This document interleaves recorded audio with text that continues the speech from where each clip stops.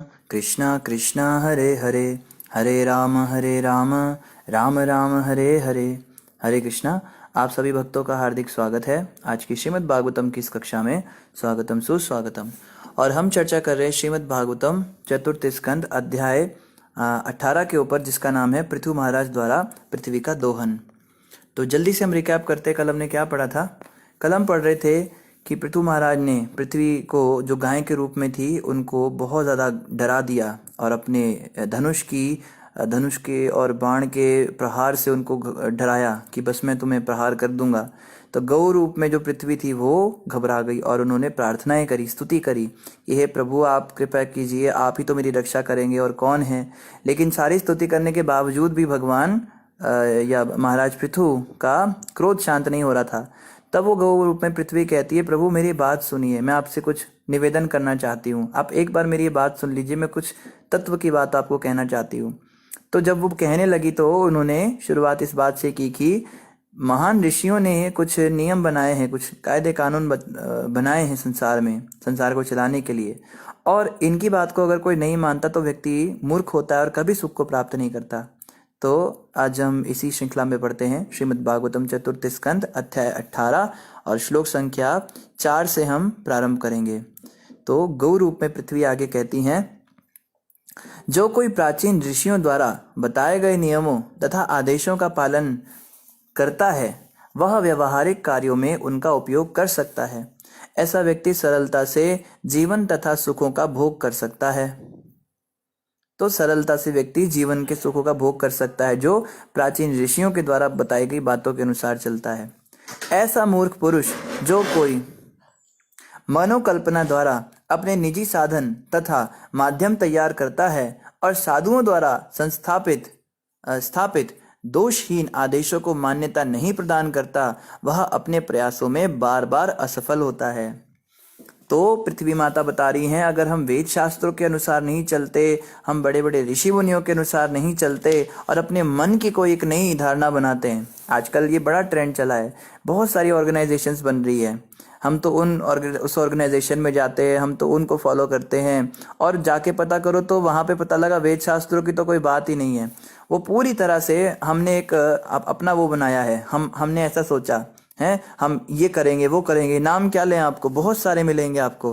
भारत में तो इसका पूरी लाइन लग गई, दुनिया भर की, और स्पिरिचुअल ऑर्गेनाइजेशन के नाम पे वेद शास्त्रों की तो बात ही नहीं करते। वो वेदों में जो लिखा है उसके बिल्कुल विपरीत बातें करेंगे और कहेंगे कि ये मेरा फॉर्मूला है, ये मेरी आइडियोलॉजी है, हम उनकी आइडियोलॉजी को फॉलो करते हैं, हम उनकी बताई गई बात को फॉलो करते हैं। वो बड़ा अच्छा बोलते हैं, उनकी बात हमें बड़ी अच्छी लगती है ना। इस प्रकार से लोग ऐसे लोगों को पसंद करते हैं।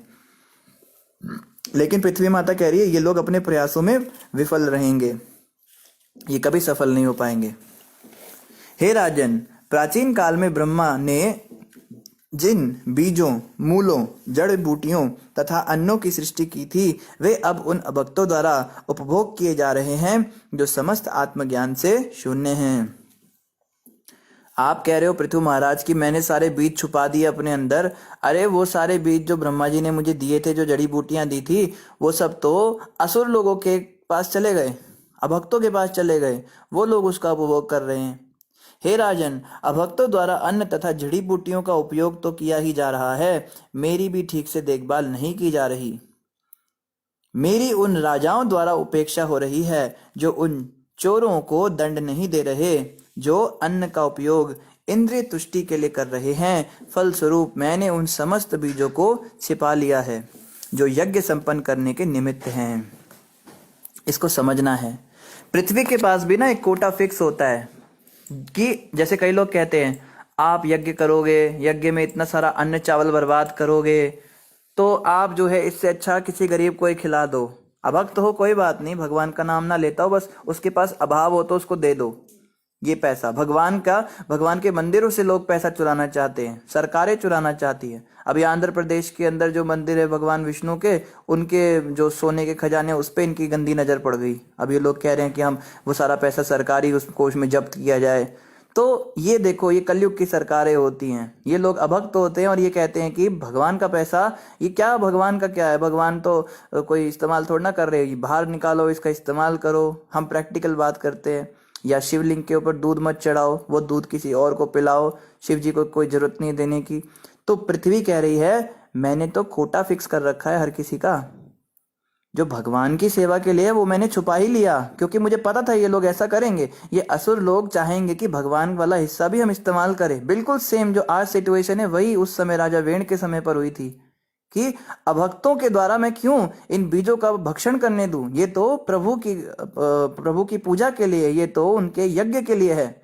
जो दूध का कोटा शिवलिंग पर चढ़ाने के लिए होता है, अगर उस दूध पे भी हम नजर मारने लगे कि हमें पिलाओ ये भी उनको मत दो, तो वो दूध देना ही बंद कर देंगी गौ माता, वो दूध पृथ्वी देने ही नहीं देगी उनको।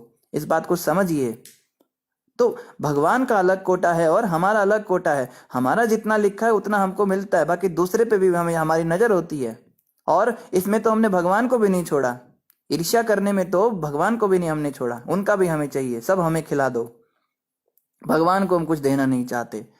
तो ऐसा नहीं होता कि शिवलिंग पर हम दूध चढ़ा देंगे तो हमें कमी होगी। शिवलिंग के ऊपर जो दूध चढ़ा जाएगा उसका कोटा तो पहले से ही पृथ्वी ने फिक्स कर रखा है, वो उनके लिए ही है। और अगर आप उन पे नहीं चढ़ाओगे तो वो ऐसा नहीं है कि वो वाला आपको मिल जाएगा, वो पृथ्वी अपने अंदर छुपा लेगी, वो देगी ही नहीं।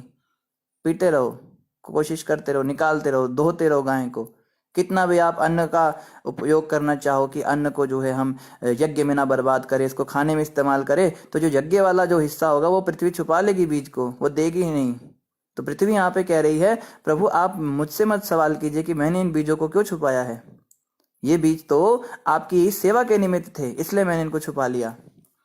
मेरे भीतर दीर्घ काल से भीगे रहने के कारण सारे धान्य बीज निश्चित रूप से जीर्ण हो चुके हैं, अतः आप तुरंत आचार्यों अथवा शास्त्रों द्वारा बताई गई मानक विधि से उन्हें निकालने की व्यवस्था करें।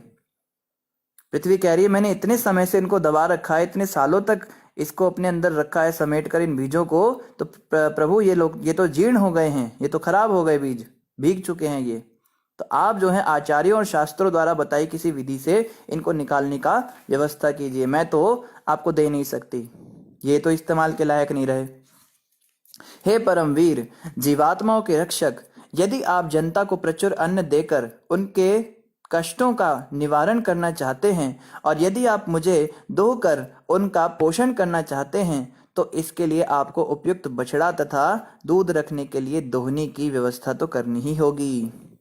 तो प्रश्न किया था ना विदुर जी ने कि दोहिनी का कौन बना था और बछड़ा कौन बना था। गाय का दूध निकालने के लिए 3 चीजें चाहिए होती है, एक तो स्वयं गौ माता चाहिए होती है, एक दूध जिस बाल्टी में निकालना है वो दोहिनी चाहिए होती है, और एक बछड़ा चाहिए होता है। गाय जब अपने बछड़े को देखती है तो वात्सल्य के कारण उनका दूध निकलता है।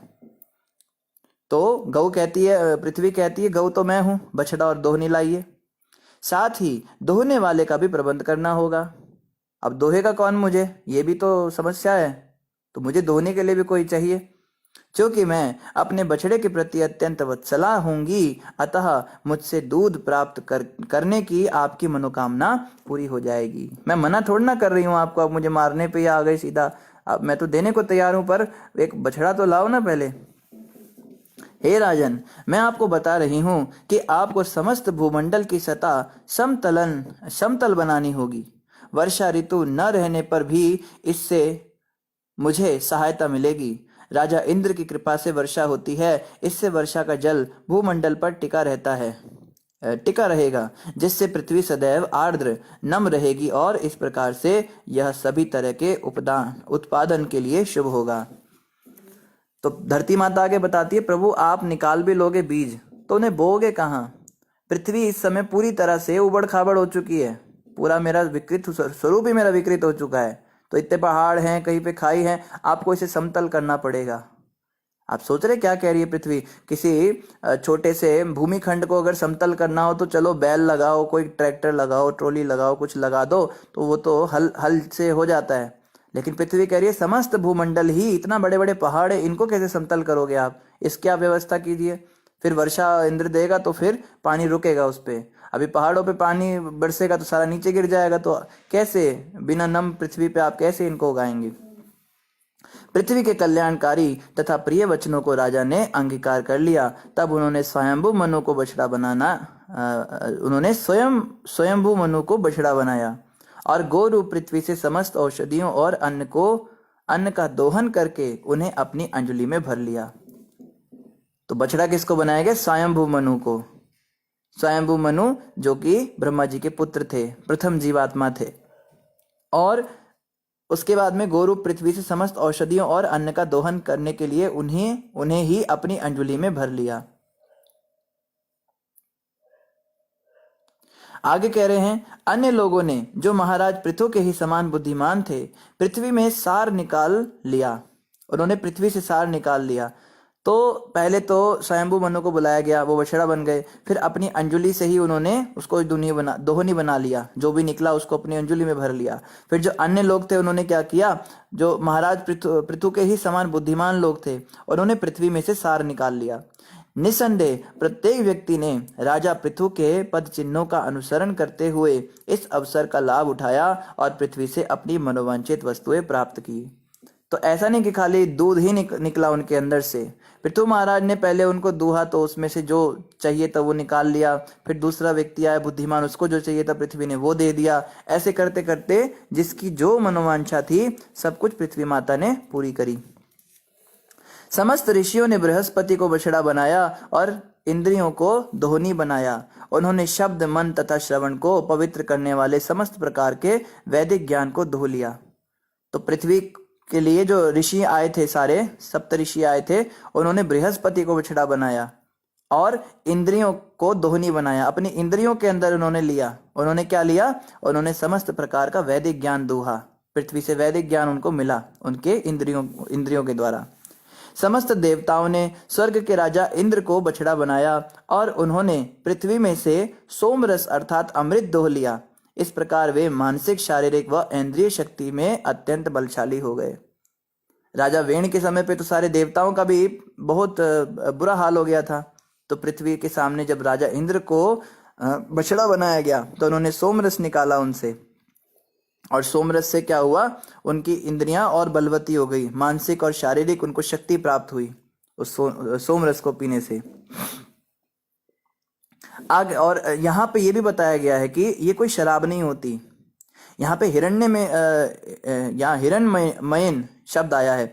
हिरण्मयन पात्रेण जो है वो सूचित करता है कि सोमरस कोई सामान्य मादक शराब नहीं होती। देवता किसी प्रकार का मादक पेय नहीं छूते, वो लोग कभी शराब को छू भी नहीं सकते, और ना सोम कोई दवा है। ये भिन्न प्रकार का पेय होता है जो स्वर्गलोक में उपलब्ध है। असुरों द्वारा जो तैयार की जाने वाली शराब है, उससे जो सोम रस है वो सर्वथा भिन्न होता है। कई लोग कहते हैं ना कि देवता भी तो सोम रस पीते हैं, हम भी शराब पिएंगे। एक जगह भगवत गीता से किसी ने श्लोक निकाल दिया। देखो, पीने वालों को पीने का बहाना चाहिए, तो वहां पे श्लोक निकाला कि जो पुण्य करता है वो व्यक्ति स्वर्ग में जाता है और वहां जाके सोम रस का पान करता है। तो उस व्यक्ति ने कहा, देखो यहाँ वहां जाके भी यही करना है तो यहीं पे कर लेते हैं। लेकिन सोमरस जो है वो एक रिफ्रेशिंग ड्रिंक होती है। जैसे हम रिफ्रेशिंग ड्रिंक पीते हैं ना, बच्चे को दूध में बूस्ट डाल के, हॉर्लिक्स डाल के माँ पिलाती है, सब जो यहाँ पे भी चलता है, ऐसा कुछ होता है। उससे शारीरिक, मानसिक और इंद्रिय शक्ति उनको प्राप्त होती है, इससे कोई नशा नहीं होता। दीति के पुत्रों तथा असुरों ने असुर कुल में उत्पन्न प्रहलाद महाराज को बछड़ा बनाया। तो असुर लोग आए तो उन्होंने प्रहलाद को बछड़ा बनाया और उन्होंने अनेक प्रकार की सुरा तथा आसव निकालकर उसे लोहे के पात्र में रख दिया। इन्होंने सुरा निकाला। सुरा जो है ये शराब होती है, और सुरा जो है वो इसको यव सुरा भी कहते हैं। ये बड़ी निकृष्ट वस्तु थी, इसलिए इसको लोहे के पात्र में रखा गया। जहां पे अमृत में सोमरस को तो सोने के पात्र में रखा गया था, लेकिन जो सुरा है इसको लोहे के पात्र में रखा गया। गंधर्व लोक तथा अप्सरा लोक के निवासियों ने विश्वावसु को बछड़ा बनाया और कमल पुष्प के पात्र में दूध दोहा। इस दूध ने मधुर संगीत कला तथा सुंदरता का रूप धारण किया। तो ये जो दूध था जो इन्होंने निकाला, इसने मधुर संगीत कला और सुंदरता के रूप धारण कर लिया, क्योंकि जो गंधर्व और अप्सराएं होती है इनको संगीत कला और सुंदरता की आवश्यकता होती है।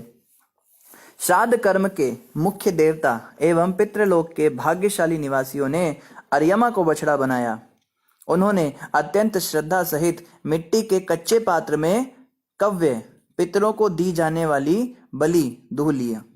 तो ये जो पितृलोक के निवासी आए थे, इन्होंने कच्ची मिट्टी का एक पात्र रखा और उसमें जो पितरों को बलि दी जाती है वो सब उन्होंने निकाल ली।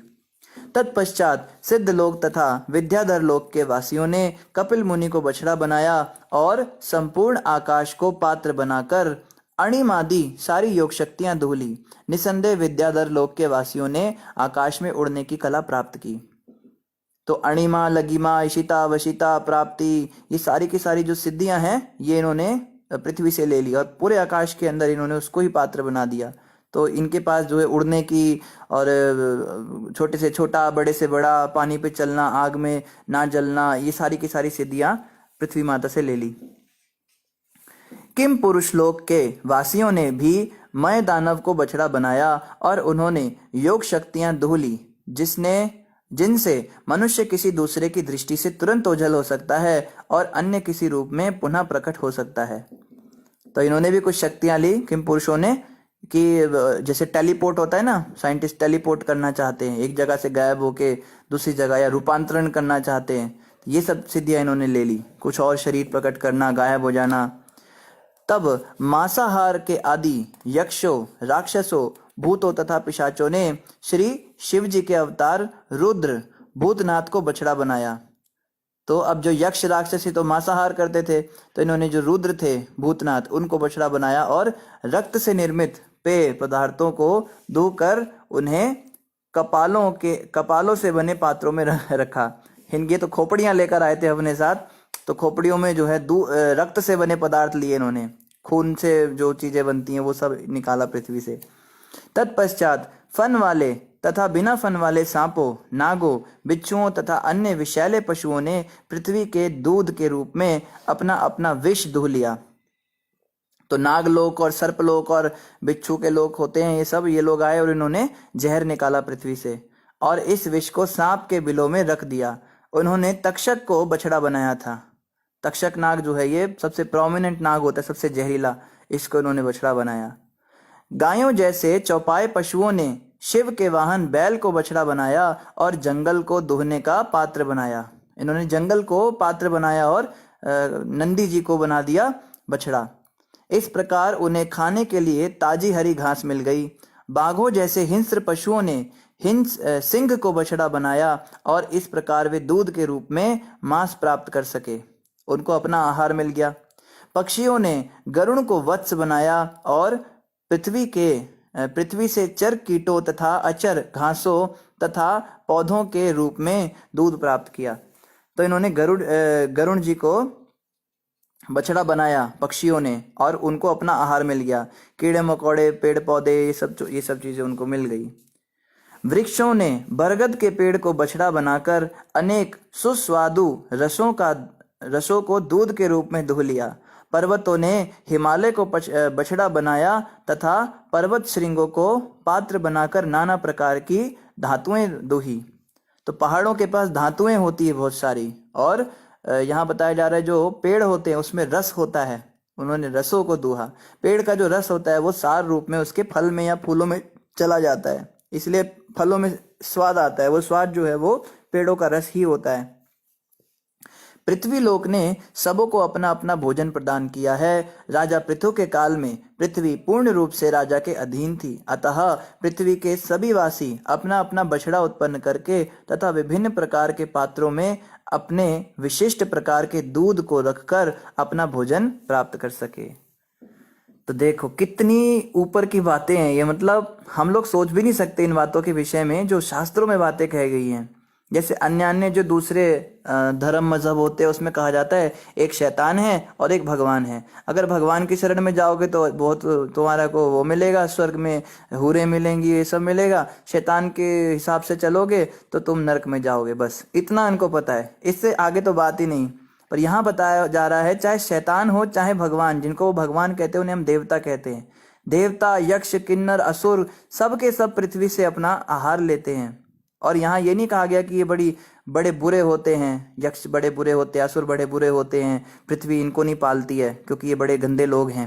पृथ्वी सबका पालन करती है क्योंकि ये भी योनियां हैं, विभिन्न योनियां हैं। असुर की भी अपनी योनि है, तो माँ ही होती है, पृथ्वी सबकी माँ है, तो वो सबको भोजन दे रही है। जो हिंस्र पशु हैं उनको मांस भी दे रही है, और जो गऊ जैसे पशु हैं उनको घास भी दे रही है। तो पृथ्वी सबका पालन करती है। तो ये कॉन्सेप्ट हमारे यहाँ नहीं है कि भगवान में और शैतान में झगड़ा होता है।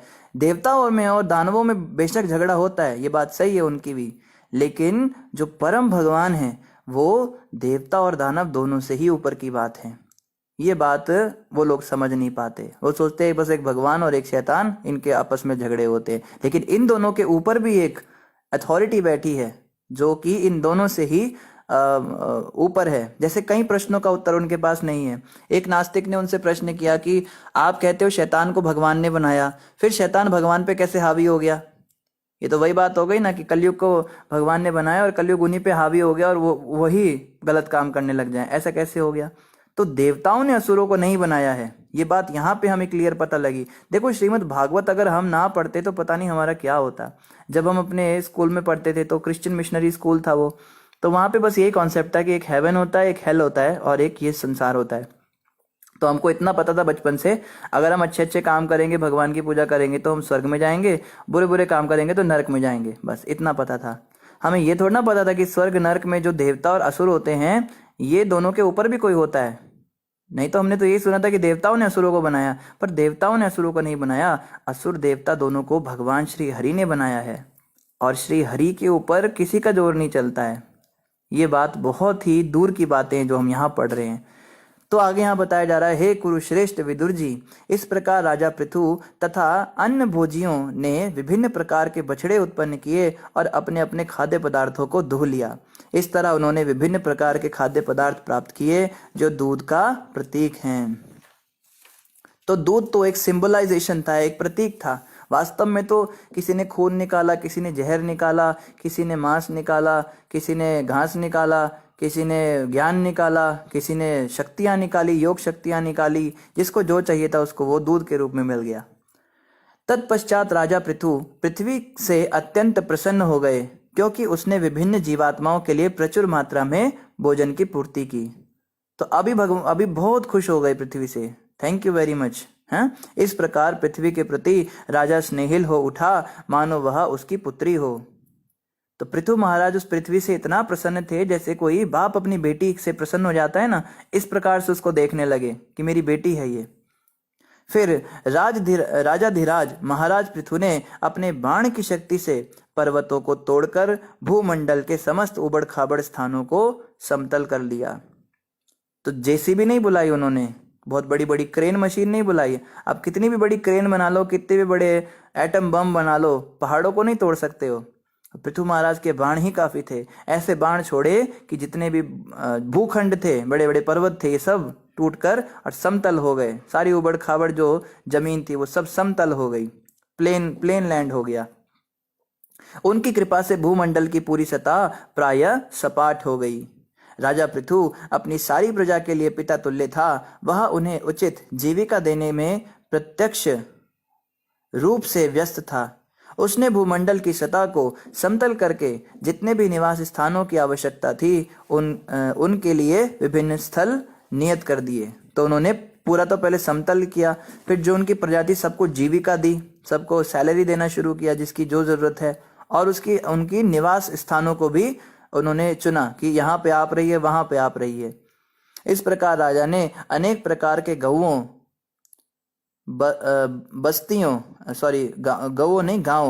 अनेक प्रकार के गांवों, बस्तियों, नगरों की स्थापना की और अनेक किले, ग्वालों की बस्तियां, पशुशालाएं, छावनियां, खाने, खेतीहर बस्तियां तथा पहाड़ी गांव बनवाए। तो ये शहर और गांव जो है उसके बाद बनने शुरू हुए। इससे पहले सब जंगल में जंगली होकर रह रहे थे। राजा वेण के राज में सब जंगल में मंगल कर रहे थे। अब इन्होंने सुव्यवस्थित गांव और ये सब बनाए। राजा पृथु के शासन के पूर्व विभिन्न नगरों, ग्रामों, गोचरों इत्यादि की सुनियोजित व्यवस्था नहीं थी। सब कुछ तितर बितर था और हर व्यक्ति अपनी सुविधा के अनुसार अपना वास स्थान बनाता था। किंतु राजा पृथु के काल से नगरों तथा ग्रामों की योजनाएं बनने लगी। तो पृथु महाराज से पहले क्या होता था, जिसको जहां जगह मिल गई वहीं पे कब्जा सिस्टम चलता था। जैसे भारत के अंदर कब्जा चलता है ना, कहीं भी डेरा डाल लो और अपना कब्जा बना लो। तो जिसको जो जगह मिलती थी, जो ज्यादा शक्तिशाली होता था वो अपनी जगह बना लेता था। और पृथु महाराज ने सुव्यवस्थित तरीके से सबको जगह दी, सबको अपना अपना निवास स्थान दिया। इसी के साथ हमारा 18वां अध्याय समाप्त हुआ। अभी हम 19वां अध्याय पढ़ेंगे जिसका नाम है राजा पृथु के 100 अश्वमेध यज्ञ। मैत्रेय उवाच, मैत्रेय ऋषि ने आगे कहा, हे विदुर, राजा पृथु ने उस स्थान पर जहाँ सरस्वती नदी पूर्वमुखी होकर बहती है 100 अश्वमेध यज्ञ आरंभ किए। यह भूखंड ब्रह्मावर्त कहलाता है जो स्वयंभू मनु द्वारा शासित था। तो एक जगह उन्होंने सरस्वती नदी के तट पर ढूंढी जहां पे उन्होंने 100 अश्वमेध यज्ञ किए।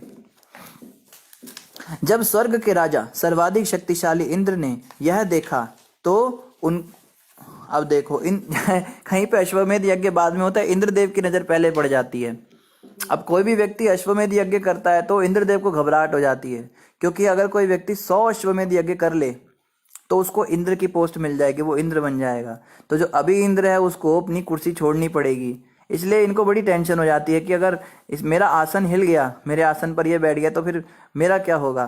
तो अभी इन्होंने खाली अश्वमेध यज्ञ करने का शुरू ही किया था कि राजा इंद्र ने देख लिया।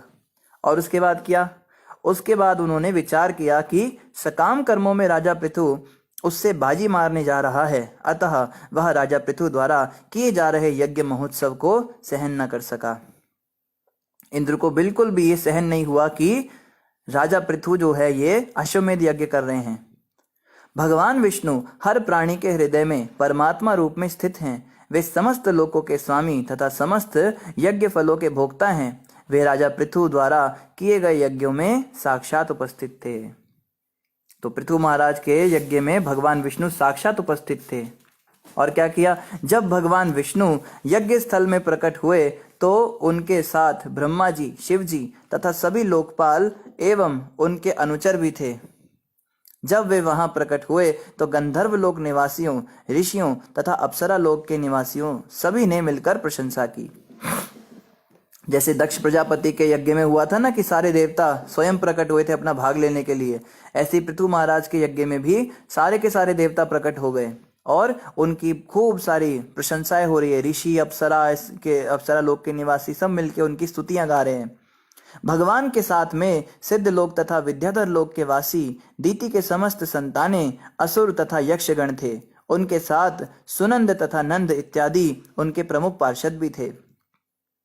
तो ऐसा नहीं कि भगवान देवताओं से प्यार करते हैं और असुरों से नफरत करते हैं, भगवान सबको साथ लेके चलते हैं। तो यहाँ बता रहे हैं कि विद्याधर लोक के निवासी दीति के पुत्र, दीति की सारी संतानें ये थी ना, सारी असुर थी, यक्ष और असुर, इनको भी भगवान साथ लेकर आए थे अपने। तो एक लीडर को ऐसा होना चाहिए, ये बहुत इंपॉर्टेंट यहाँ पे एक शिक्षा है। जब हमें लीडर बनना है ना तो हमको ध्यान रखना होगा कि हमें सबको साथ लेके चलना है।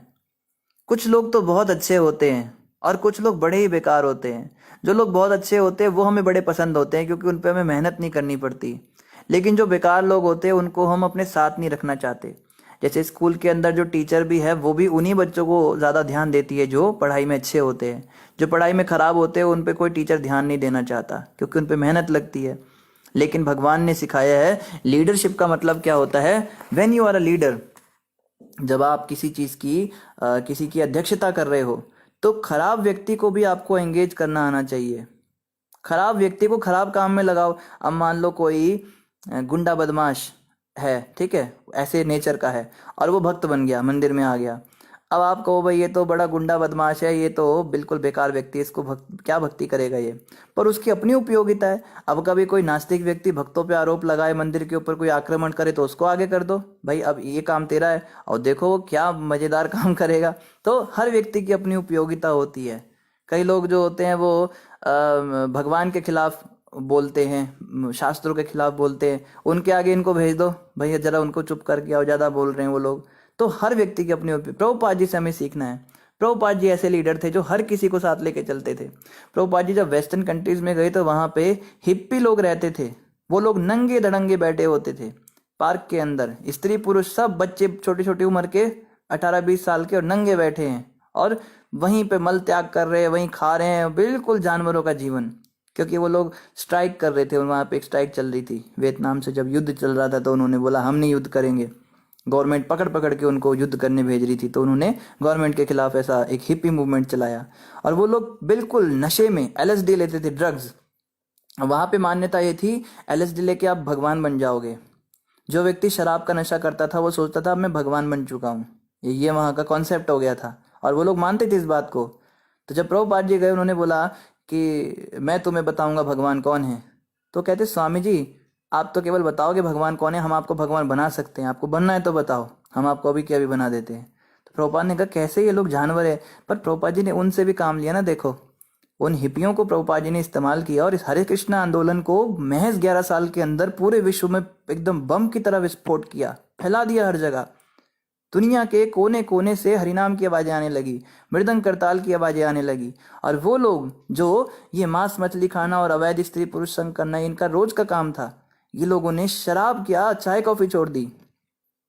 मांस तो बड़ी दूर की बात, इन्होंने प्याज लहसुन खाना छोड़ दिया।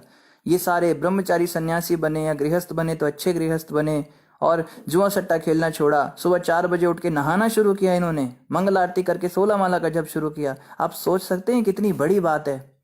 हम इन बातों को समझ नहीं पाते, हम बस बोल देते हैं कि हमने सुना है, बट कभी विचार करो, ये बहुत बड़ी बात है ऐसे लोगों को एंगेज करना। इसका मतलब प्रभुपाद जी में ये लीडरशिप की क्वालिटी थी, तभी वो ऐसा कर पाए। जो पृथु महाराज के अंदर गुण है, भक्तों में भी भगवान के गुण आ जाते हैं। तो यहाँ से हमें ये सीखना है कि यक्ष और असुरों को भी भगवान साथ लेकर चलते थे, तो हमको भी सबको साथ लेके चलना है। हो सकता है कोई गड़बड़ हो, बदमाश हो, पर उसको भी हमें उसका भी तिरस्कार नहीं करना, उसको भी साथ लेके आगे बढ़ाना है ना। सबको साथ लेके चलना चाहिए। भगवान विष्णु के साथ भगवान की सेवा में सदैव लगे रहने वाले परम भक्तगण अर्थात कपिल, नारद तथा दत्तात्रेय नामक ऋषि और साथ ही साथ सनत कुमार इत्यादि योगेश्वर उस यज्ञ में सम्मिलित हुए। तो ये सब बड़े बड़े जो VIPs हैं, ये तो दुनिया के VIP तो हमको पता है ना, ये लोग ब्रह्मांड के VIP हैं। ये सब आए थे वहां पे उस यज्ञ में। हे विदुर, उस महान यज्ञ में सारी भूमि दूध देने वाली कामधेनु बन गई, और इस प्रकार यज्ञ संपन्न करने से जीवन की समस्त आवश्यकताएं पूरी होने लगी। बहती हुई नदियां समस्त प्रकार के स्वाद, मीठा, खट्टा, चटपटा इत्यादि प्रदान करने लगी, और बड़े बड़े वृक्ष प्रचुर मात्रा में फल तथा मधु देने लगे। गायें पर्याप्त हरी घास खाकर प्रभूत मात्रा में दूध, दही, घी तथा अन्य आवश्यक वस्तुएं देने लगी। सामान्य जनों तथा समस्त लोकों में प्रमुख देवों ने राजा पृथु को तरह तरह के उपहार लाकर प्रदान किए। समुद्र अमूल्य रत्नों से तथा पर्वत रसायनों एवं उर्वरकों से पूर्ण थे। चारों प्रकार के खाद्य पदार्थ प्रभुत मात्रा में उत्पन्न होते थे। तो बता रहे जब इस प्रकार से पृथ्वी माता का दूहन हुआ और उसके बाद में ये यज्ञ हुआ, तो बताते उस समय पूरी पृथ्वी पे सारे के सारे पेड़ फलों से लदे होते थे। आजकल आप बाहर जाओ तो पेड़ों पे फल ही नहीं होते हैं, उनको जबरदस्ती उगाना पड़ता है, उनमें इंजेक्शन डाल डाल के। पृथ्वी देना नहीं चाहती, पृथ्वी सब देगी, लेकिन अगर हम उनकी यज्ञ करेंगे, उनकी प्रॉपर भक्ति करेंगे, भगवान विष्णु की भक्ति करेंगे, तब वो देगी। इस बात को हम समझ नहीं पाते। इसलिए प्रभुपाद जी कहते थे इस हरे कृष्णा आंदोलन को पूरे विश्व में फैलाइए। जैसे कोई व्यक्ति कहता है ना आप मेरे मजहब को फैलाइए, आप मेरे धर्म को फैलाइए, तो इसका मतलब ये होता है कि वो एक पॉलिटिकल एजेंडा कर रहा है। वो चाहता है सब मेरे अनुयायी बन जाए, मैं राजा बन के बैठ जाऊं। पर प्रभुपाद जी 70 साल की उम्र में क्यों कह रहे हैं कि पूरे विश्व में इस आंदोलन को फैलाओ? उन्हें क्या आशा थी कि वो 100 साल और जिएंगे राजा बनने के लिए? नहीं, इस हरे कृष्ण आंदोलन से ही तो संसार का वास्तव में कुछ भला होगा। जब घर घर में हरिनाम होगा, जगह जगह महामंत्र का जाप होगा, तो पृथ्वी देवी देखेंगी ना मेरे पति देव का ये लोग भक्त बन रहे हैं। जब माता देखती है कि बच्चा पिता भक्त हो गया, तो माँ भी उस पर बड़ी दयालु हो जाती है, और फिर पृथ्वी सब कुछ देंगी, सब कुछ देंगी। सारे पेड़ फिर से लद जाएंगे, मधु निकलेगा, सब कुछ एकदम ओरिजिनल आ जाएगा। ये प्लास्टिक के चावल और चर्बी वाला घी नहीं पीना पड़ेगा हमको, ये सब खत्म हो जाएगा सिस्टम। लेकिन अभी ऐसा नहीं है, तो इसका कारण यही है, नास्तिकता। इसलिए आप सभी भक्तों से हमारा भी अनुरोध है, प्रचार करो भैया, प्रचार करो। जहां जो दिख जाए उसको हरिनाम करो। आप कहो भाई दुनिया में इतने सारे लोग हैं, हम कितनों को भक्त बना लेंगे। अरे हम कौन होते हैं भक्त बनाने वाले? प्रभुपाद जी कहते हैं अगर कोई एक व्यक्ति भी शुद्ध भक्त बन जाए तो वो पूरी दुनिया का उद्धार कर सकता है, इतना सामर्थ्य रखते हैं वो। ब्रह्मांड तारिते शक्ति धरे जने जने। एक एक वैष्णव के पास इतनी शक्ति है, पूरे ब्रह्मांड का भी उद्धार कर सकता है। भगवान उसको निमित्त बनाएंगे। आप निमित्त बनने की इच्छा तो करो, आप भगवान से प्रार्थना तो करो, प्रभु मुझे आप निमित्त बनाइए। हमारे तो अपने ही झगड़े खत्म नहीं होते, आपस में ही बस हम मरते रहते हैं। कपड़े नहीं मिले, खाना नहीं मिला, पैसे ना मिला, दवाई नहीं मिली, पत्नी, बच्चे, कुत्ते, बिल्ली, बस इसके तो ऊपर दिमाग जाता ही नहीं है। अरे पूरे ब्रह्मांड का यहाँ पे पोषण करना है, उनके ऊपर उद्धार करना है, उनका उपकार करना है। पहले तो अपना उद्धार करना है, उसके बाद दूसरों का उद्धार करना है। महाप्रभु ने कहा, भारत भूमि ते हयलो जन्म जार, जन्म सार्थक करी करो परोपकार। जिन लोगों का भी भारत भूमि पे जन्म हुआ है, उनका ये परम कर्तव्य है, पहले तो तुम भाई अपना जन्म सार्थक करो, फिर परोपकार भी करो, प्रचार करो। और हम लोग घरों के अंदर बैठे हुए हैं और कंबल और रजाई तान के सोए हुए हैं, और हम कहते हैं ब्रह्मांड का उद्धार तो भगवान करेंगे, हमारा काम थोड़ा ना है। अरे भगवान तो करेंगे ही, लेकिन माध्यम बना देंगे ना अगर हमें, तो फिर हमारे जीवन की सफलता हो जाएगी। बहती नदी में हाथ धोने वाला काम है, नदी तो बहेगी, पर अगर आप चाहो तो उसमें हाथ डालो तो हाथ साफ हो जाएंगे। क्या क्या जाता है बताओ। तो महाप्रभु के इस आंदोलन का प्रचार तो होगा। महाप्रभु ने कहा है पूरे विश्व के अंदर जितने भी नगर नगर ग्राम ग्राम हैं, सब जगह पे मेरे नाम का प्रचार होगा। पृथ्वी ते आछे यत्र नगर आदि ग्राम, सर्वत्र प्रचार होई बो मोर नाम। हर जगह होगा प्रचार तो होगा। अभी तो हम देख रहे हैं ना कि पूरे विश्व में फैल रहा है, ये इतना फैलेगा इतना फैलेगा, हर गली में हरे कृष्ण मंत्र का जप होगा। तो कोई ये ना सोचे कि हम प्रचार नहीं करेंगे तो कैसे हो, आप करो ना करो ये तो होगा, कोई और कर देगा, लेकिन अगर आपने कर दिया ना तो भगवान आपको क्रेडिट दे देंगे। ये बात है।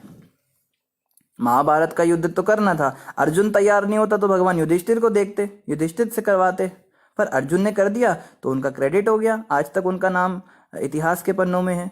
तो ये हमारे ऊपर है कि हम इस आंदोलन में, इस मिशन में पार्ट लें, छोड़ें अपने कंफर्ट जोन को। हम अपने कंफर्ट जोन को पकड़े रहते हैं। हमारा घर, हमारी प्रभु जी हमारी जॉब अलाउ नहीं करती, हम जप नहीं कर सकते। प्रभु जी हमारे घर में ना फैमिली में ऐसा वातावरण है, हम चाह के भी प्रचार नहीं कर सकते। अरे छोड़ो इन सब चीज़ों को। यहाँ पे पूरे ब्रह्मांड का विनाश हो रहा है, सब तरफ त्राही त्राही मची हुई है, भाई भाई से लड़ रहा है, बाप बेटे से झगड़ा कर रहा है, और पत्नी जो है पति के चाय में जहर पिलाकर उसको मार रही है प्रॉपर्टी के लिए, बच्चे जो हैं आपस में झगड़ रहे हैं, कितनी बुरी हालत है, कलयुग तांडव कर रहा है। और ऐसे में वैष्णव जब आराम से सो रहे हैं।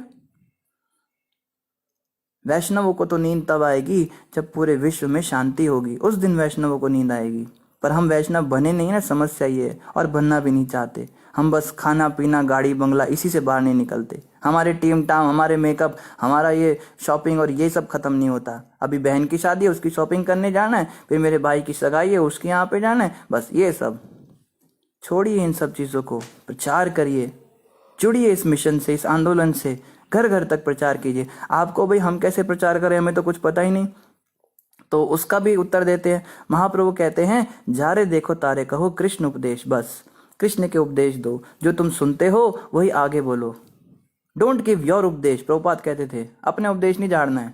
हमको ये भी बड़ी बीमारी है, भागवत की बात बोलते बोलते अपने दिमाग की सनक भी निकालने लगते हैं। मैंने देखा है ग्रुप में एक दो भक्त है, बड़ा अच्छा प्रचार करते हैं, पर कभी कभी वो आगे पीछे भी बोलने लग जाते हैं जो उन्होंने आगे पीछे सुना हुआ है। ध्यान रखना है इस बात को, प्रचार करना है, कृष्ण उपदेश देने हैं, जो भागवत में लिखा है, जो प्रामाणिक परंपरा से हमने सुना है। इधर उधर की भी बातें मिक्स कर देते, ये बड़ी बीमारी हमको लगी हुई है। मायावाद भी घुसेड़ देंगे उसमें एकांतवाद भी घुसेड़ देंगे उसमें, वॉइडिज्म भी घुसेड़ देंगे। तो पहले हमें अपना जीवन सार्थक करना है। जो भागवत में हम सुन रहे हैं, इन बातों को आगे जन जन तक भी पहुंचाना है, इसका हमें ध्यान रखना है। तो दोबारा से वैसा समय आ जाएगा जैसे यहाँ बता रहे हैं कि बड़े बड़े वृक्ष प्रचुर मात्रा में फल देने लगे, गायें खूब सारा दूध दही घी देने लगी, और सामान्य जनों तथा समस्त लोगों के प्रमुख देवों ने फिर आगे राजा पृथु को उपहार दिए, समुद्र ने अमूल्य रत्न दिए, और चारों ओर खाद्य पदार्थ प्रभुत मात्रा में उत्पन्न होते हैं। खूब सारा खाद्य पदार्थ उत्पन्न हुआ। विश्वास कीजिए, पूरे विश्व के अंदर बहुत संपन्नता आ जाएगी। पृथ्वी के पास बहुत कुछ है, पर वो दे नहीं रही है। पृथ्वी इतना देगी, जैसे कई लोग कहते हैं ना कि आप कहते हो मांस मछली छोड़ दो, अगर हमने मांस खाना छोड़ दिया ना तो सारी दुनिया के अंदर अन्न खत्म हो जाएगा। सब लोग अगर अन्न खाने लगे, वेजिटेरियन हो गए, तो खाने की कमी हो जाएगी, भूखमरी हो जाएगी। पर ऐसा नहीं है। जो इकोनॉमी पढ़ने वाले लोग हैं उनको जाके बताओ कि पृथ्वी देगी। अगर आप वेजिटेरियनिज्म में आओगे, वैष्णविज्म में आओगे, तो पृथ्वी ज़्यादा प्रोडक्टिविटी देगी। आपके पास सप्लाई ही ज़्यादा हो जाएगी, तो फिर डिमांड और कंजप्शन तो उस हिसाब से बढ़ भी जाए तो सप्लाई भी तो बढ़ेगी ना। आप कहते हो सप्लाई ज़्यादा बढ़ेगी, डिमांड बढ़ेगी, माफ़ कीजिए, आप कहोगे कि डिमांड बढ़ेगी पर सप्लाई कम होगी, तो कैसे काम चलेगा। पर भागवत कहता है नहीं, सप्लाई भी बढ़ेगी, पृथ्वी देगी, आप भक्त बनो तो सही। आगे कह रहे हैं, राजा पृथु पुरुषोत्तम भगवान पर आश्रित थे, जिन्हें अधोक्षज कहा जाता है। राजा पृथु ने इतने यज्ञ संपन्न किए थे कि ईश्वर की कृपा से उनका अत्यधिक उत्कर्ष हुआ था, किंतु उनका यह ऐश्वर्य स्वर्ग के राजा इंद्र से ना सहा गया और उसने इसमें विघ्न डालने की चेष्टा की। अब राजा पृथु तो स्वयं भगवान विष्णु के अवतार हैं, उन्हें क्या पड़ी है इंद्र बनने की। इंद्र बनना तो उनके लिए ऐसा है जैसे कोई जेल हो, ये तो संसार जेल ही है ना। तो वो तो मुक्त पुरुष है, वो तो मुक्त आत्मा है, भगवान के धाम से आए हैं। पर इंद्र जैसे, इंद्र देव तो चलो बड़े महान हैं, देवता हैं, पर यहाँ पे वो लीला करके हमें समझाने के लिए कह रहे हैं, जैसे इंद्र ने ईर्ष्या रखी, भक्तों से भी लोग ईर्ष्या रखते हैं। अगर कोई अच्छा ही काम करने लगे ना तो उनके भी पीछे पड़ जाते हैं कई लोग, और उनकी दुश्मनी का कारण क्या है, इनका तो कुछ बिगाड़ा नहीं, उन्हें बस इस बात की जो है दुश्मनी है, ये आगे क्यों बढ़ रहा है, ये अच्छे काम क्यों कर रहा है। जब सारी सरकारें भ्रष्ट है तो ये क्यों नहीं भ्रष्टाचार कर रहा है, इसको भी भ्रष्टाचार करना चाहिए। वो मुसलमानों को भड़का देंगे, इनको भड़का देंगे, भाई इसके खिलाफ नारे लगाओ, ये सब हम देखते हैं आए दिन, पॉलिटिक्स में देखते हैं सब होते हुए। हम अपने घर में ये देख सकते हैं, एक भाई अगर थोड़ा भक्त बनने लगे तो बाकी सब कुत्ते की तरह उसके पीछे पड़ने लगते हैं, बड़ा भक्ति कर रहा है, बड़ा ये कर रहा है, बड़ा ड्रामा कर रहा है। अरे मंदिर में नहीं छोड़ते लोग। हम मंदिर में अगर थोड़ा कुछ क्लासेस शुरू कर दे, प्रवचन करना शुरू कर दे, थोड़ा प्रचार शुरू कर दे, फिर देखो आगे पीछे क्या बातें होने लगेंगी। बहुत हवा में उड़ रहा है, बड़ा गुरु बन रहा है, बड़े शिष्य बनाने के चक्कर में है, बड़ा मान प्रतिष्ठा के पीछे पड़ गया, ये पागल हो चुका है। कंप्लेन लगाते हैं, सीनियर डिवोटीज को कंप्लेन लगाएंगे, प्रभु जी ये ना बड़े बड़े आजकल प्रवचन झाड़ने लगा है, इसको जरा सेट करो आप, ऐसा बोलते हैं। तो ईर्ष्या जो है ये तो देवताओं में पाई जाती है, तो मनुष्यों की तो बात ही क्या। लेकिन हमें इससे बचना है। दूसरे की प्रगति देखकर हमें जलना नहीं है, दूसरे की प्रगति देखकर हमें उसको और उत्साह देना है। इसको वैष्णव कल्चर कहते हैं। तो हम में और वैष्णवों में और फिर सामान्य व्यक्तियों में अंतर ही क्या रह गया। अगर भक्ति के अंदर भी हम कह रहे हैं भाई इनका आंदोलन बड़ा फैल रहा है, उन महाराज का प्रचार बहुत फैल रहा है, उनको जरा नीचे गिराओ, इनके संप्रदाय का बड़ा फैल रहा है, इनको नीचे गिराओ, इनकी बेइज्जती करो, अगर वो प्रामाणिक है तो ये गलत बात है, ऐसा नहीं होना चाहिए। लेकिन इंद्र जो है, इंद्र के तो फूटी आंख में ये भा नहीं रहा है कि पूरे पृथ्वी पे संपन्नता और ये हर जगह इनकी जय जयकार लग रही है, और देखो ये बहुत जल्दी 100 अश्वमेध यज्ञ करके और ये इंद्र बन जाएंगे, इनकी क्यों तारीफ हो रही है। एक बार तुकाराम जी थे, तो तुकाराम जी कीर्तन किया करते थे, उनके कीर्तन में लोग आया करते थे, और तुकाराम जी तो भगवत प्राप्त संत थे, वो तो भगवान से बातें करने वाले थे। तो उनके कीर्तन इतने प्रभावशाली होते थे, जो भी उनके कीर्तन में आके बैठता था वो तो बस आत्मा के स्तर पे पहुंच जाता था, परमानंद की अनुभूति होती थी लोगों को।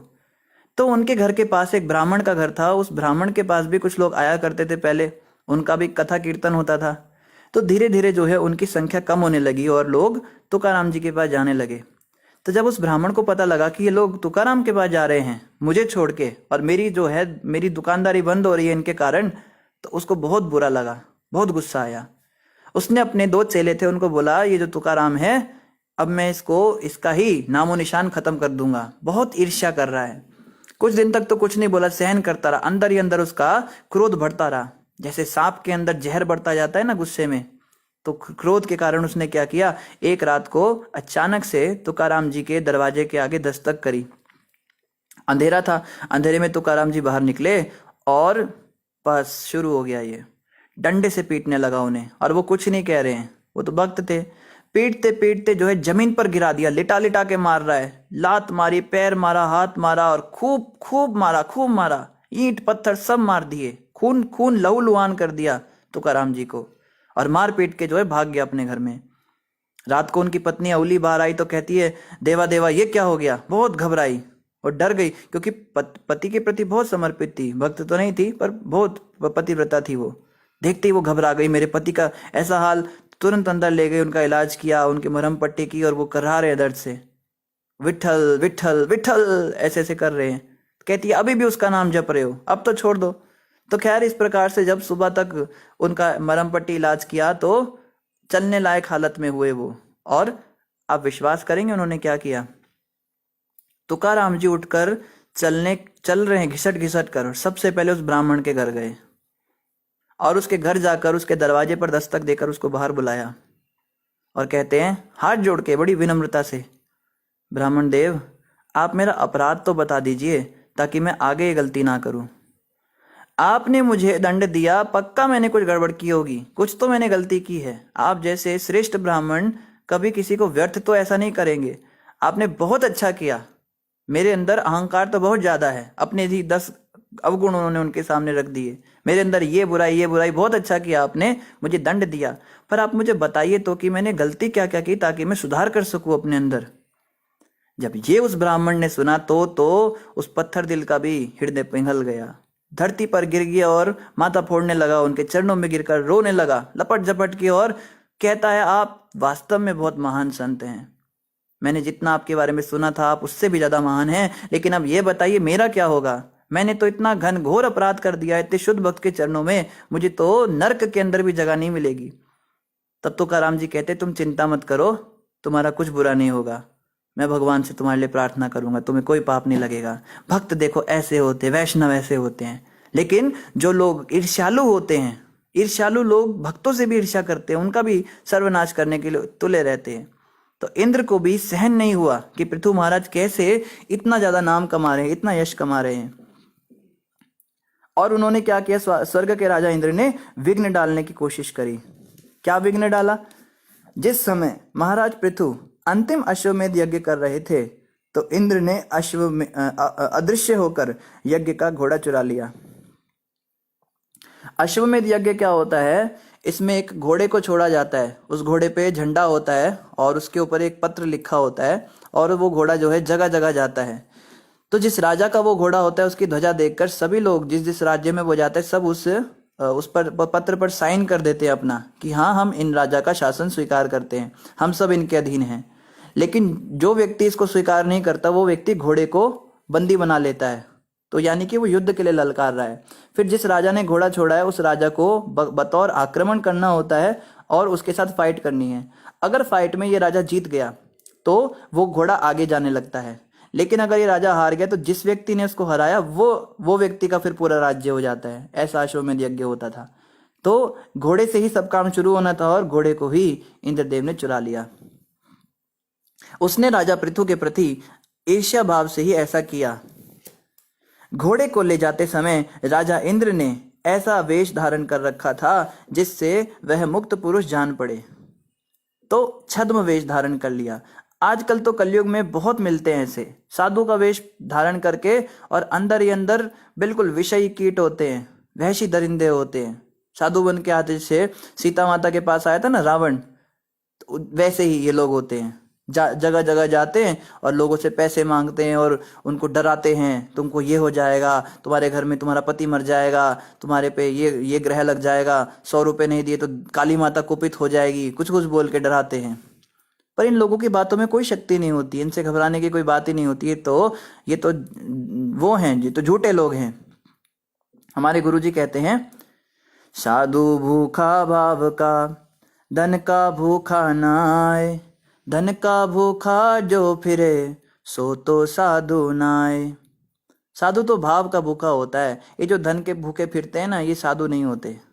तो इनसे कोई घबराने की जरूरत नहीं, पर छद्म वेश धारण करना ये बड़ी पुरानी रीति है। इंद्र ने भी ऐसा किया था।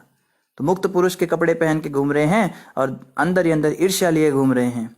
वास्तव में उसका यह वेश ठगी के रूप में था, क्योंकि इससे झूठे ही धर्म का बोध हो रहा था। लोग सोच रहे थे बड़ा धार्मिक व्यक्ति है, बड़ा धर्मात्मा है, ये घोड़े को ले भी जाए तो क्या जाता है। इस प्रकार जब इंद्र आकाश मार्ग में पहुंचा तो अत्रि मुनि ने उसे देख लिया और समझ गए कि स्थिति क्या है। अब देखो कुछ ना कुछ तो प्लान में गड़बड़ होनी थी। इंद्र का प्लान इतनी आसानी से तो सक्सेसफुल होना नहीं था। अत्रि ऋषि ने रास्ते में इंद्र को जाते हुए देख लिया और वो समझ गए, वो तो पहचान जाते हैं। तो उन्होंने पहचान लिया कि क्या हो रहा है। जब अत्रि मुनि ने राजा पृथु के पुत्र को राजा इंद्र की चाल बताई तो वह अत्यंत क्रुद्ध हुआ और ठहरो ठहरो कहते हुए इंद्र को मारने के लिए उसका पीछे करना लगा। अत्रि ऋषि ने जब देखा ऐसे इंद्र जा रहा है तो उन्होंने तुरंत जाके पृथु महाराज के बेटे को बता दिया कि देखो वो इंद्र तुम्हारा घोड़ा ले जा रहा है, सब बर्बाद कर देगा। तो बेटा जो है तुरंत ठहरो ठहरो करके उसके पीछे पीछे भागने लगा इंद्र के। राजा इंद्र ने सन्यासी का कपट वेश धारण कर रखा था, उसके सिर पर जटाजूड़ था और सारा शरीर राख से पुता हुआ था। ऐसे वेश में देखकर राजा पृथु के पुत्र ने इंद्र को धर्मात्मा तथा पवित्र सन्यासी समझा, अतः उसने उस पर अपने बाण नहीं छोड़े। तो इंद्र जो है बड़ा हंसता हुआ चेहरा, एकदम आंखें बड़ी प्यारी सी और पीछे ऐसे स्माइल देने लगा कि मैं तो बहुत बड़ा भक्त हूँ, जटाजूड़ रखी हुई है, पूरे शरीर पे राख लपेटी हुई है। तो उसको लगा ये तो कोई बहुत बड़े महात्मा लग रहे हैं। उसने अपने बाण नहीं छोड़े उनके पीछे। जब अत्रि मुनि ने देखा कि राजा पृथु के पुत्र ने इंद्र को नहीं मारा बल्कि उससे धोखा खाकर वह लौट आया है, तो मुनि ने पुनः उसे स्वर्ग के राजा को मारने का आदेश दिया। अत्रि मुनि कहते भाई तू क्यों नहीं मार रहा है उसको, वो इंद्र था, वो कोई सन्यासी तोड़ना था, तू वापस घर में आ गया। क्योंकि उनके विचार में इंद्र राजा पृथु के यज्ञ में विघ्न डालकर समस्त देवताओं में सबसे अधम बन चुका था। कोई कहे कि भाई इंद्र तो इतने बड़े राजा हैं, देवता हैं, आप उन्हें मारने का आदेश कैसे दे सकते हो? तो अत्रि ऋषि कहते हैं क्योंकि उन्होंने पूरे समस्त ब्रह्मांड के स्वामी, इस समय जो पूरे ब्रह्मांड का राजा है, पृथु महाराज का घोड़ा चुराया यज्ञ का, तो वो पहले ही देवताओं में सबसे अधम बन चुका है। उसने इतना कुकृत्य किया है, तो उसको अगर तुम मृत्यु दंड भी दो तो उसमें कोई दोष नहीं लगेगा। इस प्रकार सूचित किए जाने पर राजा वेण के पौत्र ने तुरंत इंद्र का पीछा करना प्रारंभ किया, जो तेजी से आकाश से होकर भाग रहा था। इंद्र अभी भी रास्ते में था, तो ये जो बेटा था पृथु महाराज का, ये तुरंत उसके पीछे दौड़ने लगा। वह उस पर अत्यंत कुपित हुआ और उसका पीछा करने लगा मानो गिद्धराज रावण का पीछा कर रहा हो। तो जैसे जटायु जी ने रावण का पीछा किया था, इस प्रकार से ये उनके पीछे भाग रहा है। जब इंद्र ने देखा कि पृथु का पुत्र उसका पीछा कर रहा है, तो उसने तुरंत ही अपना कपट वेश त्याग दिया और घोड़े को घोड़कर वह उस स्थान से अंतर्ध्यान हो गया। महाराज पृथु का महान वीर पुत्र घोड़े को लेकर अपने पिता के यज्ञ स्थल में लौट आया। तो जब इंद्र ने देखा कि वो तो पीछे ही पड़ गया, भागा हुआ आ रहा है और मारने के लिए जान से ही मार देगा, तो इंद्र ने क्या किया, तुरंत घोड़ा छोड़ दिया और अपने असली स्वरूप में आकर गायब हो गए उस जगह से। तो गायब हो गए तो घोड़े को लेकर अब ये बेटा वापस आ गया इनका। हे विदुर महाशय, जब ऋषियों ने राजा पृथु के पुत्र का आश्चर्यजनक पराक्रम देखा तो सब ने उनका नाम विजिताश्व रखना स्वीकार किया। विजिताश्व नाम रखा गया उनका। विजिताश्व मतलब, विजित मतलब जो जीता है, अश्व मतलब घोड़े को, तो घोड़े को जो जीत के लाया, विजिताश्व नाम रखा। हे विदुर, स्वर्ग का राजा तथा अत्यंत शक्तिशाली होने के कारण इंद्र ने तुरंत यज्ञ स्थल पर घोर अंधकार फैला दिया। तो इंद्र ने देखा मेरा फॉर्मूला ए तो फेल हो गया, घोड़ा तो मिला नहीं पाया, तभी फॉर्मूला बी लगा रहा है। क्या? पूरा अंधेरा कर दिया। वर्षा का देव है वो, तो वर्षा ऋतु का देवता है, तो उसने पूरा अंधकार और अंधड़ कर दिया। इस प्रकार पूरे स्थल को प्रच्छन्न करके उसने पुनः वह घोड़ा हर लिया जो बलि स्थल पर काष्ठ यंत्र के समीप सोने की जंजीर में बंधा था। तो घोड़े की बाद में बलि चढ़ाई जाती है उसी यज्ञ में, और बलि का मतलब ये नहीं होता कि उसको मार के खा जाते हैं। बलि में जब घोड़े का गला कटता है तो देखते ही देखते सबके सामने उसको एक मनुष्य शरीर मिलता था और वो यज्ञ संपन्न हो जाता था। वो जो शरीर था घोड़े वाला, उसको त्याग दिया जाता था। तो बलि स्थान पे जहां वो जंजीर से बंधा हुआ था सोने की, अंधेरा कर दिया पहले इंद्र ने, और चुपके से फिर से उसको चुरा के ले गया। अत्रि मुनि ने राजा पृथु के पुत्र को पुनः दिखलाया कि इंद्र आकाश से होकर भागा जा रहा था। परम वीर पृथु पुत्र ने पुनः उसका पीछा किया, किंतु जब उसने देखा कि उसने हाथ में जो दंड धारण कर रखा है उस पर खोपड़ी लटक रही है और वह पुनः सन्यासी वेश में है, तो उसने उसे मारना उचित नहीं समझा। क्या किया देखो, इंद्र ने कितनी बड़ी फिर से गड़बड़ की। खोपड़ी वाला डंडा ले लिया, जैसे वो लेते हैं ना जो ज्ञान मार्गी सन्यासी होते हैं, जो तांत्रिक फांत्रिक होते हैं, वैसा वेश धारण कर लिया, दोबारा सन्यासी बन के जटाजूड़ रख के और भागने लगा। तो बेटा सोचता है इसका तो कोई मान नहीं, इसकी तो कोई इज्जत नहीं, पर जो इसने वेश धारण कर रखा है इसकी तो मैं इज्जत कर लूं कम से कम, इसलिए उसने उसको मारा नहीं। जब अत्रि मुनि ने पुनः आदेश दिया तो राजा पितु का पुत्र अत्यंत कुपित हुआ और उसने अपने धनुष पर बाण चढ़ा लिया। तो अत्रि मुनि जो हैं वो कह रहे भाई तू तेरा दिमाग ठीक है? अरे पिछली बार भी उसने तूने यही गलती करी थी। वो सन्यासी नहीं, वो इंद्र है, मारो उसको। तो उसने फिर वो उसको भी एकदम पंप आ गया, बेटे को कहता अच्छा आपने कह दिया ना, अभी देखो अभी मारता हूँ। फिर से उसने बाण चढ़ा लिया। यह देखकर राजा इंद्र ने तुरंत सन्यासी का वह कपट वेश त्याग दिया और घोड़े को छोड़कर स्वयं अदृश्य हो गया। फिर से उसने वही काम किया, दोबारा से घोड़ा छोड़ के और गायब हो गया। तब परमवीर पृथुपुत्र विजिताश्व पुनः वह घोड़ा लेकर अपने पिता के यज्ञ स्थल पर लौट आया। उसी काल से कुछ अल्पज्ञानी पुरुष छद्म सन्यासी का वेश धारण करने लगे हैं। राजा इंद्र ने ही इसका सूत्रपात किया था। इंद्र वो पहला व्यक्ति था जो झूठा सन्यासी बना था, और उनके बाद तो लाइन लग गई, लोगों ने इनका अनुसरण करना शुरू किया। आज तो कलयुग में भरमार हो गई ऐसे लोगों की। सन्यासी का वेश धारण करके तो पूरी दुनिया को लूटने का काम चल रहा है। लुटेरे, धन के लुटेरे और स्त्री के लुटेरे और पता नहीं क्या क्या काम करते हैं, सन्यासी का कपड़ा पहनते हैं। इनके कारण तो सच्चे सन्यासियों को भी कष्ट होता है, उनको भी सुनना पड़ता है, उनको भी बहुत ज़्यादा समस्या होती है। उनको क्या क्या बातें सुनने को मिलती है कि तुम सन्यासी का कपड़ा पहने हो, ऐसा होता है वैसा होता है। तो ये सब इंद्रदेव ने शुरू किया था। आगे फिर क्या हुआ ये हम कल यहीं से आगे प्रारंभ करेंगे। समय लगभग पूरा हो गया। आप में से किसी भक्त का कोई प्रश्न हो तो आप कमेंट पर अवश्य अपना प्रश्न डाल सकते हैं। तो जिन भी भक्तों ने हरे कृष्णा बोला है और दंडवत प्रणाम बोला है, आप सभी को भी हमारी ओर से हरे कृष्णा और दंडवत प्रणाम। लखविंदर जी कह रहे हरे कृष्णा प्रभु जी, और वॉइस इज ऑलवेज अट्रैक्टिव। धन्यवाद लखविंदर प्रभु जी।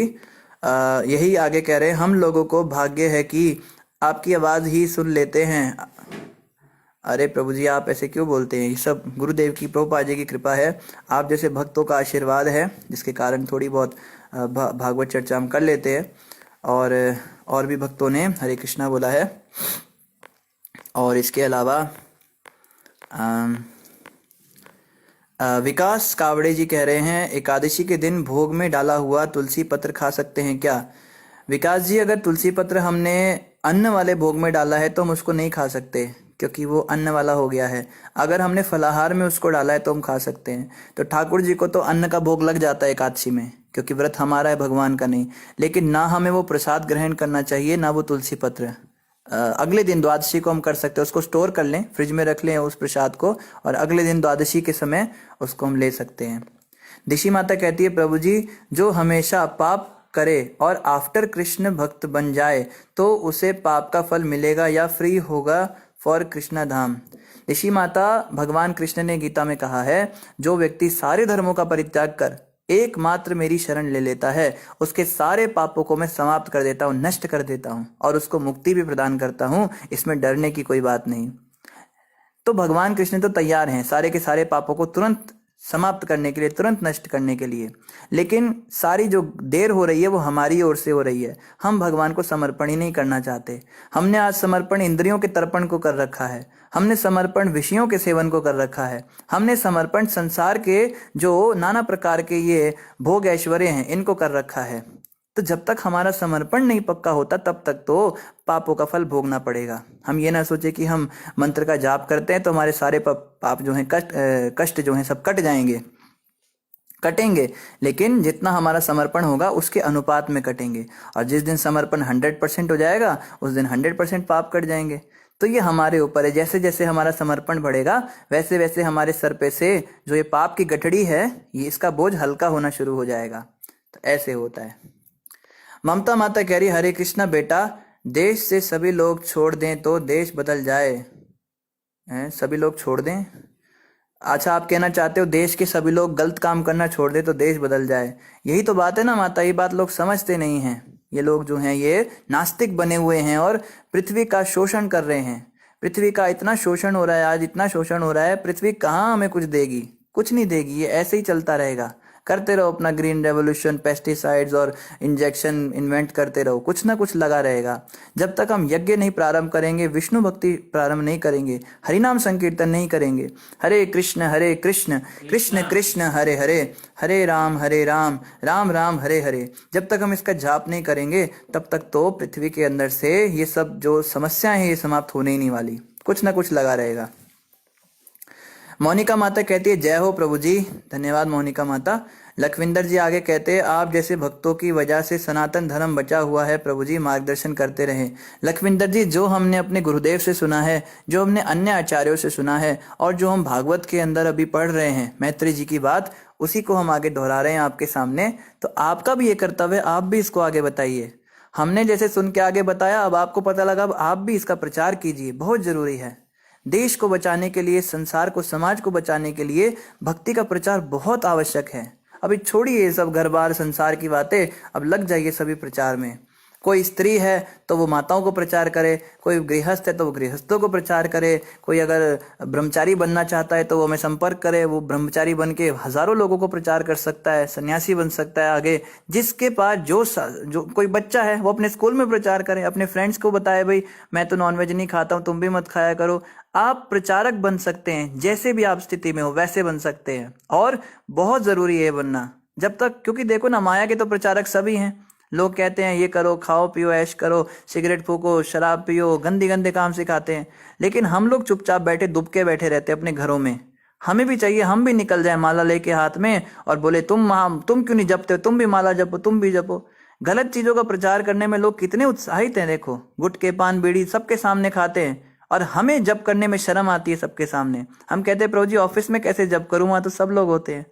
क्यों भाई, तेरे ऑफिस में क्या लोग गुटखा बीड़ी नहीं लेते हैं क्या? उनको जब गलत काम करने में उनको शर्म नहीं आ रही और तुमको अच्छा काम करने में शर्म आ रही है, क्या अकल पे पत्थर पड़ गए हमारी? हम तिलक लगाने में शर्माते हैं, चोटी रखने में शर्माते हैं। ये तो बड़ी दुर्भाग्य की बात है कि अच्छी चीजों का तो हम प्रचार करने में इतने शर्मा रहे हैं और गलत चीजों का प्रचार करने में वो लोग शर्माते नहीं। तो बहुत जरूरी है, प्रचार कीजिए और आगे बढ़िए। संगीता माता कह रही है you are right Prabhu ji. Sangeeta Mata धन्यवाद, Bhagavatam is always right. Smriti Mata कहती है Hare Krishna Prabhu ji, we always compare man with butter and stri with fire, but what if we think stri as butter and man as fire, if some cases situation is reverse. Smriti Mata, स्त्री जब भी शब्द शास्त्रों में प्रयोग होता है तो उसका मतलब होता है भोग की वस्तु। पुरुष जो है स्त्री को भोग की वस्तु समझता है और स्त्री पुरुषों को भोग की वस्तु समझती है। तो स्त्रियों के लिए पुरुष स्त्री है और पुरुष के लिए स्त्री स्त्री है। इसलिए भागवत में जब भी स्त्री शब्द आए तो इसका मतलब यही समझना है, जो व्यक्ति शोषण करना चाहता है वो व्यक्ति पुरुष है और जो व्यक्ति शोषित होने वाला है वो स्त्री है, ऐसा समझना होता है। स्त्रियां भी कम नहीं है, स्त्रियां भी पुरुषों का शोषण करती हैं। वो भी आजकल पुरुष तो बल्कि कभी स्त्री जो है ना, स्त्री कभी पहल नहीं करती थी, पुरुष ही पहल करता था। पर आजकल स्त्रियां भी हंसती हैं, उनको ऐसे ऐसे कमेंट देती हैं, वो पुरुषों को उकसाती हैं गलत काम करने के लिए। तो ऐसे केस में तो बिल्कुल आपकी बात सही है कि ये अग्नि का काम कर रहा है और वो मक्खन का काम कर रही है। तो स्त्रियों को चाहिए कि वो भी अपनी मर्यादा में रहे और पुरुषों को चाहिए वो भी अपनी मर्यादा में रहे। नहीं करोगे तो भाई कोई जबरदस्ती थोड़ी ना है, करिए और करिए, नरक में जाइए, फिर कोई रोक थोड़ा ना रहा है करने के लिए। अंकित प्रभु कह रहे हैं इंद्रदेव ऐसे क्यों हैं, उनको क्यों ईर्ष्या और अहंकार और अपनी सीट से मोह है, ये सब क्यों होता है और किसी देवता को होता नहीं? अंकित प्रभु, इसको पद का मद कहते हैं। अभी आप इन बातों को नहीं समझ पाओगे, कल को अगर आपको इंद्र बना दिया ना, आप इससे भी ज्यादा नीचे और गिरी हुई हरकत कर दोगे। ये जो व्यक्ति उस पे बैठा होता है ना सीट पे, उसके अंदर आ ही जाता है। मैंने देखा, अच्छा भला भक्त था, मंदिर में नया नया ज्वाइन किया, इतना वंडरफुल डिवोटी, बिल्कुल अहंकार रहित, पूरा कोई ईर्ष्या भाव नहीं, सबसे प्रेम से हाथ जोड़ के बात करना। और जैसे ही उसको कुछ दिन हो जाते हैं, कुछ हफ्ते हो जाते हैं, वो जवाब देना शुरू कर देता है। वो ऐसी ऐसी बातें बोलेगा, पहले तो कहेगा प्रभु जी बस हम तो आपके चरणों के सेवक हैं, हम तो पतित हैं। और जब थोड़ा सा पुराना हो जाएगा कहेगा अब तो प्रभु जी हम पतित पावन हो गए, अब तो हम आपकी पतित अवस्था को आपको पावन करने के लिए हम आए। वो फिर हमारा सुधार करने लगता है। और अगर उसको किसी पोजीशन पे बिठा दो, किसी पोस्ट पे बिठा दो, तो बस फिर तो देखो उसके जलवे आप। सबको कहेगा तुम ऐसा करते, तुम वैसा नहीं करते। अपने से बड़े बड़ों को भी जो है गाय भैंस की तरह वो हाँकता है। हमने अपनी आंखों से देखे ऐसे वक्त। बाद में पतन हो जाता है उसका, फिर घरों में जाता है, फिर मंदिर छोड़ना पड़ता है उसको। तो ये पद का मद होता है। जो भी व्यक्ति पोजीशन आती है उसके पास थोड़ा सा, उसके पास ये आने लगता है, संपदा आने लगती है, थोड़ा सा उसकी ख्याति बढ़ जाती है, 4-5 लोग तालियां बजा देते हैं उसको देखकर, थोड़ी उसकी सेवा की प्रशंसा हो जाती है तो दिमाग खराब हो जाता है। इंद्र तो पूरे स्वर्ग के राजा हैं, इतनी सारी अप्सराएं उनकी सेवा में विराजमान हैं, इतने सारे ये जो इंद्रदेव के चंद्र सूर्य और नक्षत्र सब के सब उनकी बात मानते हैं, तो सोचिए उनकी क्या स्थिति होती होगी। तो ये व्यक्ति विशेष की बात नहीं है, ये पोस्ट की बात है, इंद्र पोस्ट ही ऐसी है। क्लास का मॉनिटर, छोटा सा कोई मॉनिटर बन जाए, फिर देखो अच्छा भला दोस्त होगा आपको, भाई तू मेरा दोस्त है ना तो मेरा नाम मत लिखना बोर्ड पे, कहेगा तेरा तो जरूर लिखूंगा, आप देख तू, वो उसका भी दिमाग खराब हो जाता है। तो ये तो इंद्रदेव है ना, ऐसा होता है। ममता माता कह रही है हरे कृष्णा माधव गिरधर गोपाल अनंत नारायण हरे कृष्णा। धन्यवाद माता, बहुत सारे नाम ले लिया आपने भगवान के। लखविंदर जी कह रहे हैं कुछ साधु लोगों की वजह से हमारा धर्म बदनाम हो रहा है। लखविंदर जी पकड़िए ना उनको, कमेंट तो आप कर रहे बहुत अच्छा, पकड़िए उनको, पकड़ना शुरू कीजिए। जो ऐसे आपको गड़बड़ दिखते हैं ना उनको हड़काना शुरू कीजिए, उनको डांटिए, ताकि उनको लगे कि भाई मैं जो कपड़ा पहन रहा हूँ इस कपड़े की भी अब ये इज्जत नहीं करने वाले, अब ये लठ लेकर मेरे पीछे पड़ेंगे। ऐसे लोगों के पीछे पड़ जाइए, तभी तो इनको अकल आएगी कि अब सनातन धर्म दोबारा जागरूक हो रहा है। कानू थापा माता कह रही है प्रभु जी भक्तों की पहचान क्या होती है। माता जी भक्त की सबसे बड़ी पहचान ये होती है कि वो विनम्र होता है, वो कभी अपने आप को भक्त मानता ही नहीं, यही उसकी पहचान है। जो व्यक्ति अपने आप को भक्त कहता है वो तो भक्त है ही नहीं, बस। कीर्ति माता कह रही है प्रभु जी पृथ्वी माता तो भगवान की पत्नी है, तो पर उन्होंने उन्हें माँ के रूप में देखा, उसे हम कैसे समझे। कीर्ति माता जो पृथ्वी है ना वो तो विष्णु जी की पत्नी है, और पृथु महाराज जो है वो विष्णु के शक्त्यावेश अवतार होने के कारण साक्षात विष्णु ना होकर उनकी संतान, उनके पुत्र ही हैं। तो पृथ्वी के साथ उनका पति पत्नी वाला संबंध तो किसी भी हालत में नहीं है। लेकिन जब वो राजा बन गए, राजा को कहा जाता है राजा हमारा पिता होता है, तो इसलिए राजा जो है वो पृथ्वी का भी राजा ही था उस समय, तो धरती माता भी उन्हीं के राज्य में थी, तो इसलिए उन्होंने अपना पिता वाला स्वरूप उनको दिखाया। एक राजा के अंदर इंद्र का और विष्णु का और शायद सूर्य देव का भी वास होता है, तो इस कारण से वो जो राजा होते हैं वो पिता के समान होते हैं। हमारी 7 माताएं होती हैं हर व्यक्ति की, आपकी मेरी हम सब की। हम तो एक माता को कहते हैं ना मेरी माँ है मेरी माँ है, पर 6 माँओं को हम भूल ही जाते हैं, शास्त्र बताता है। एक हमारी उसमें से एक होती है राजा की पत्नी जो रानी है, उसको भी माँ गिना गया है। तो इसी भाव से जो है राजा पिता समान होते हैं, और उन्होंने पृथ्वी को बेटी समझा। एक माँ हमारी गौ माता होती है, एक माँ वो होती है जो जिसने हमें जन्म दिया, एक होती है दाई जो नर्स होती है, वो धात्री को भी माँ कहा गया है। एक होती है धरती माता, एक होती है राज पत्नी जो राजा की पत्नी रानी, वो भी माँ है। एक होती है ब्राह्मणी, जितने भी ब्राह्मण हैं उनकी पत्नियां बाय डिफॉल्ट हमारी माँ होती है। और एक गुरु पत्नी, गुरु जी की जो पत्नी है वो हम सबकी माँ होती है। तो सबकी 7 माएँ होती हैं। आप सबकी 7 माएँ, मेरी 6 माएँ हैं, क्योंकि हमारे गुरु जी ब्रह्मचारी हैं, उनकी कोई पत्नी नहीं है, तो हमारे पास 1 माँ कम है। तो ऐसा होता है। रुचि माता कह हरे कृष्णा का जाप कर रहे हैं, धन्यवाद माता जी। रेणु माता कह रही Hare Krishna amazing divine experience during the day. आप आए थे रेणु माता, हम तो मिल ही नहीं पाए आपसे, धन्यवाद आप आए, हरे कृष्णा।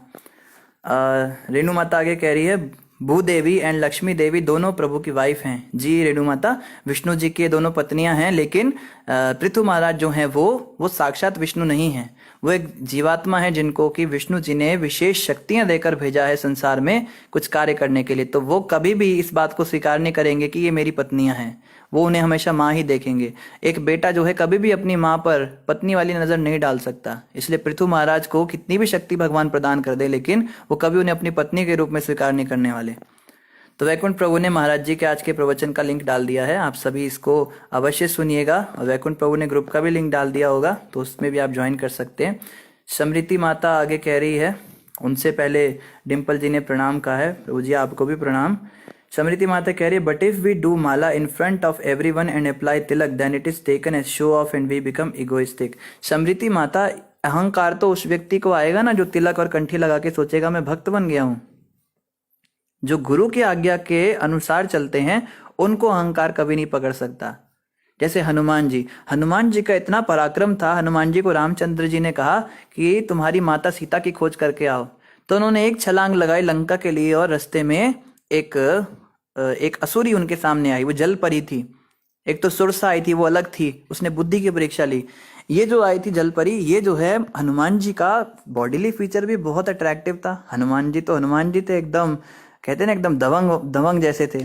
तो वो बड़ी आकर्षित हुई, तो वो जो है सामने आ गई और कहती है तुमको मुझसे युद्ध करना पड़ेगा अगर तुम आगे जाना चाहते हो। तो हनुमान जी कहते हैं भाई देखो, मैं स्त्रियों पे हाथ नहीं उठाता, मैं तुमसे लड़ाई नहीं कर सकता। वो कहती है मैं जो हूँ, मैं एक असुरी हूँ, तो असुर से तुम युद्ध कर सकते हो, तुमको मुझसे युद्ध करना ही पड़ेगा, नहीं तो मैं तुम्हें आगे जाने नहीं दूंगी।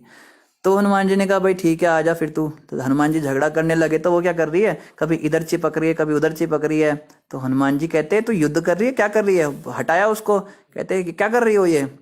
कहती है मैं सच सच बताऊं, मैं आपसे बड़ा प्रेम करती हूँ, मैं आपसे बड़ी अट्रैक्ट हुई हूँ, आप इतने सुंदर हो, आपकी वाणी इतनी गंभीर। हनुमान जी ने तुरंत कमर पे दोनों हाथ रखे बोले हैं एकदम छाती तान के, मैं राम जी का सेवक हूँ, प्रभु श्री राम का सेवक जो है वो कभी इन चीजों में नहीं पड़ता है, मैं बस प्रभु श्री राम की सेवा के निमित्त हूँ।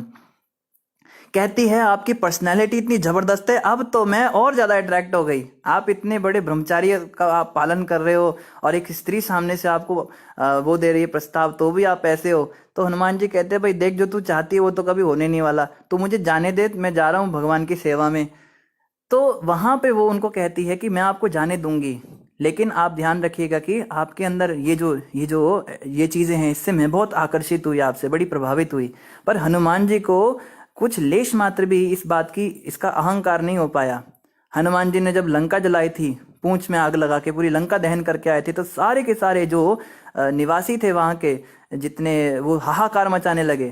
तो ये बात जब इनको पता लगी, किष्किंधा के वानरों को और सुग्रीव को, वाली तो नहीं था, सुग्रीव को पता लगा, जाम्बवन जी को पता लगा और नल नील को पता लगा, तो सब उनको हवा में उछालने लगे हनुमान जी को, कितना बड़ा काम किया, राम जी ने स्वयं उनको गले लगाया। तो तब भी हनुमान जी को अहंकार नहीं आया कि मैं इतना बड़ा काम करके आ गया। तो जो व्यक्ति स्वयं को भगवान का तुच्छ सेवक समझ के कोई भी काम करे माता, उसको कभी अहंकार नहीं आएगा। अहंकार उसको आता है जो सेपरेट एजेंडा रखता है, उसको गाइड किया जा रहा है कुछ करने के लिए, पर वो अपना दिमाग लगाए कि मुझे तो ऐसा बोला लेकिन ऐसा करने से और अच्छा हो जाएगा, अपना दिमाग लगा दिया ना। अब हनुमान जी का तो ये भाव है कि राम जी करेंगे जो करेंगे, उन्होंने बोला है तो वही करवाएंगे, हमें तो निमित्त बनाएंगे। तो जैसे जो एज इट इज फॉलो करता है, उसको कभी भी अहंकार नहीं आता माता, इस बात का हमें ध्यान रखना है। और ठीक है, और कोई प्रश्न नहीं है तो इन्हीं शब्दों के साथ आप सभी का धन्यवाद। बोलो ग्रंथराज श्रीमद् भागवतम महापुराण की जय, जगत गुरु शिला प्रभुपाद की जय, श्री गुरु महाराज की जय, गौर भक्त वृंद की जय। हरे कृष्णा, सभी को दंडवत प्रणाम। प्रभु जी।